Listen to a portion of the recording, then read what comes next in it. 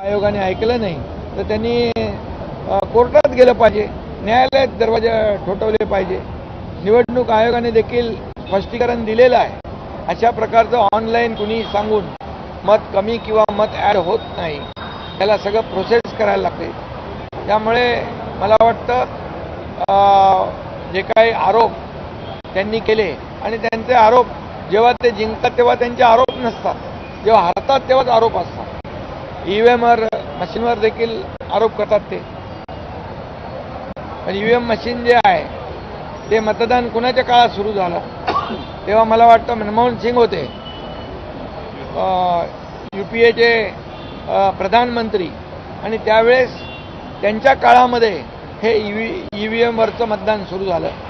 मग ते मतदान जे आहे त्यांनी सुरू केलेलं प्रक्रिया चुकीची आहे असं त्यांना म्हणायचं आहे का? आणि त्यामुळे या सगळ्या ज्या काही बाबी आहेत. दुसरी गोष्ट ते म्हणाले की हे सर्व जे आहे हायजॅक करण्याचं काम 10-15 वर्षापासून सुरू आहे. आता 15 वर्षापूर्वी कोण होतं सत्तेमध्ये? केंद्राच्या UPA सरकार होतं, काँग्रेस होतं.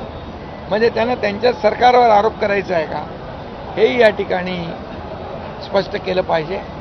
त्यामुळे फक्त आरोप करून चालणार नाही, त्याला पुरावे दिले पाहिजे.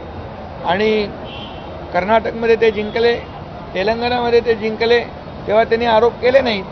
लोकसभेमध्ये त्यांना महाराष्ट्रामध्ये चांगल्या जागा मिळाल्या, त्यात आम्ही आरोप केले नाहीत ईव्हीएम मशीनवर किंवा मतदार यादीवर.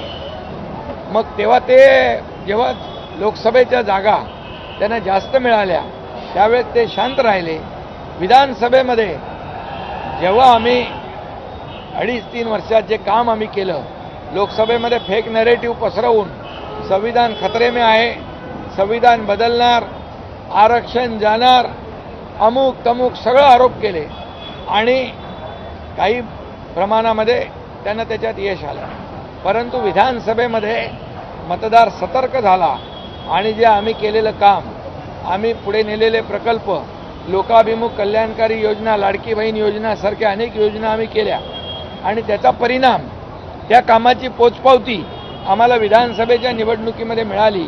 आणि तेव्हापासून त्यांचा आरोप प्रत्यारोप सुरू झालेला आहे. जेव्हा त्यांना विजय मिळतो तेव्हा ते आरोप करत नाहीत, जेव्हा त्यांना पराभव होतो त्यावेळेस मात्र ते ईव्हीएमवर, मतदार यादीवर, निवडणूक आयोगावर, अगदी कोर्टावर देखील आरोप करतात. आरोपी सापडलेला आहे आणि तो ठाकरेंच्या मातोश्रीवर असणाऱ्या जे काही कार्यकर्ते त्यांच्यातच एक नातेवाईक आहे, त्याने असा आरोप केलेला आहे यांच्या जमिनीमध्ये ते हस्तक्षेप करत होते ठाकरे, म्हणून त्यांनी कृत्य केल्याचं त्यांनी सांगितलं. त्यांनी स्पष्टीकरण दिलंय ना. म्हणजे एखाद्या माणसाला, परंतु झालेला प्रकार जो आहे अतिशय दुर्दैवी आहे, निंदनीय आहे. कारण अशा प्रकारे माँसाहेबांच्या पुतळ्यावर रंग टाकणे हे दुर्दैवी प्रकार आहे. त्याला कुणी पाठीशी घालता कामा नये.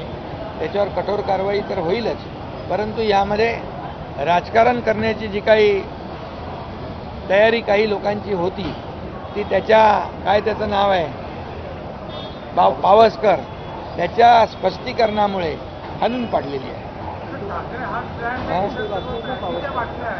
तो तिकडे होता ना, मातोश्रीच होता. हां, ठाकरे हा जो ब्रँड आहे, इतर सर्व ब्रँडच्या बाटल्या आहे त्यामध्ये फक्त विष आहे महाराष्ट्रासाठी, असं वक्तव्य संजय राऊत यांनी शब्ददादांवर.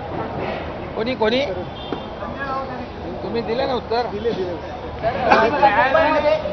सगळे उत्तर. नवी मुंबईच्या इमारती बाबतीत विचारणा केलेली आहे, त्याच्या बाबतीत सांगितलेलं काय नाही. यामध्ये आमचा जो कायदेशीर विभाग जो आहे नगर विकासचा, विधी व न्याय विभाग, तो त्या बाबतीमध्ये त्याचं स्पष्टीकरण पुढच्या तारखेला देईल. अलिशान गाड्या घेण्यासाठी आता येणार आहे, कलेक्टरला 12 लाखापर्यंत, म्हणजे जिल्हाधिकारी 12 लाखापर्यंत अशा प्रकारच्या गाड्या घ्याव्यात असे आदेश बैठकीत देण्यात. काय नेमके आदेश काय जिल्हाधिकाऱ्यांना 12 लाखापर्यंतच्या गाड्या ज्या आहेत त्या देण्याच्या. ठीक आहे. त्याचे तर मुंबई महापालिकेच्या निवडणुकीचा निधी वाढलेला, कारण कोर्टाने 21 जानेवारीची आतमध्ये निवडणूक घ्यायला सांगितली आहे. तर ठाकरे गटाचे असे नेते म्हणतात की मुंबई महापालिकेमध्ये ठाकरे गटाचाच महापौर बसेल. कोणाचा भापर बसेल? ठाकरे गट.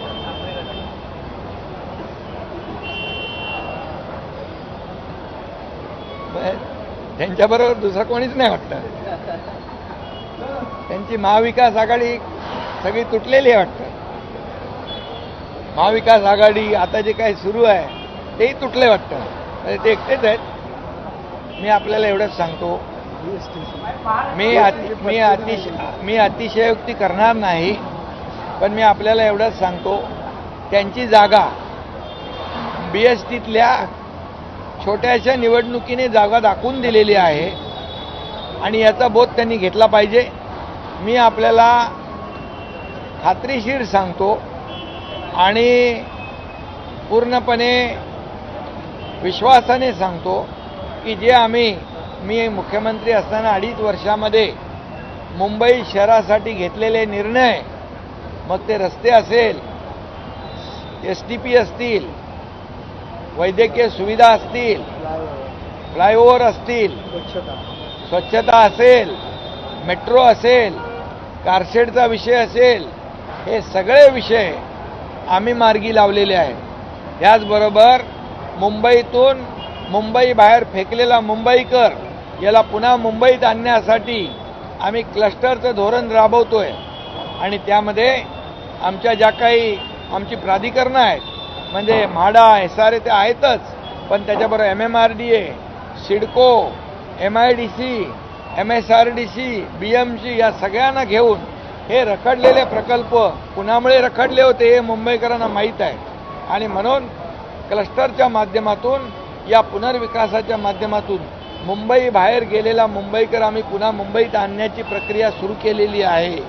त्यामुळे या सर्व विकासाच्या कामावर, विकासाच्या ताकदीवर महायुती मुंबईमध्ये पुन्हा सत्तेवर येईल आणि महायुतीचा भगवा झेंडा मुंबई महापालिकेवर फडकेल.